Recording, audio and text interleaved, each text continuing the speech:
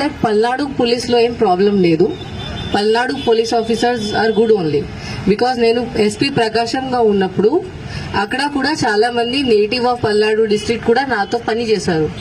In fact వాళ్ళు చెప్పేవాళ్ళు that Palnadu వాళ్ళు మేడం ఇట్లా ఉంటారు, దట్ ఒకసారి లాయల్టీ అయితే వాళ్ళు ఈవెన్ ఇఫ్ డెత్ కూడా వస్తే అది కూడా ఒప్పుకుంటారు, ఏదైనా చేస్తారు. అట్లా కదా పల్నాడు వాళ్ళు అట్లా ఉంటారా? Yes no? Yes.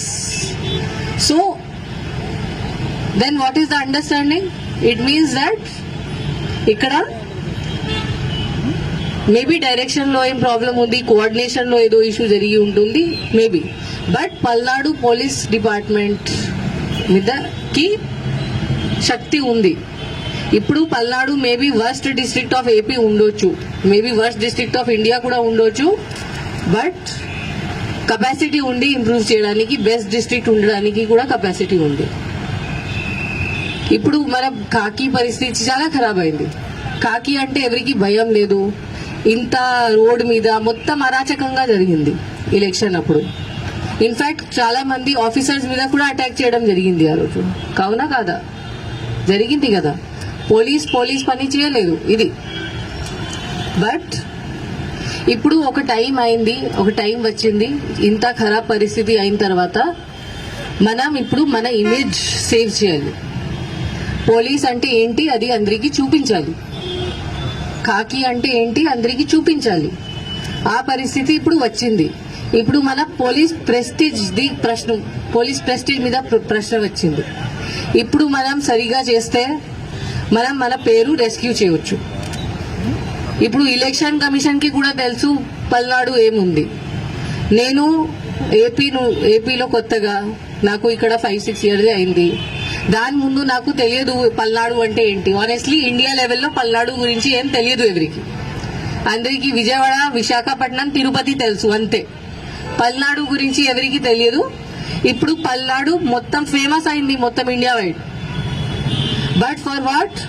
For bad reason, not for good reason. Good reason లో ఉంటే that is very good. But ఎందుకు?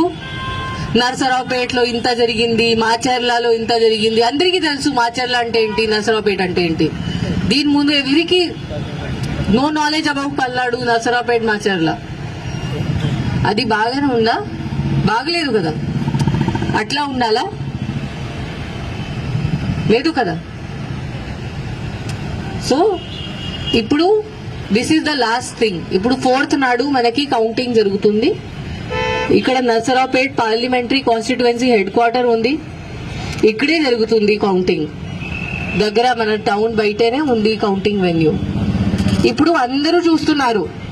ఎలక్షన్ కమిషన్ కూడా నిన్న ఒక వీసీ చేసి ఆంధ్రప్రదేశ్ ది రివ్యూ చేయడం జరిగింది. అప్పుడు కూడా పల్నాడు డిస్ట్రిక్ట్ కి ఎంత టైం ఇచ్చారు అంత టైం ఎవరికి ఇవ్వలేదు. ఇంత కాన్సన్ట్రేట్ చేశారు పల్నాడు డిస్ట్రిక్ట్ మీద.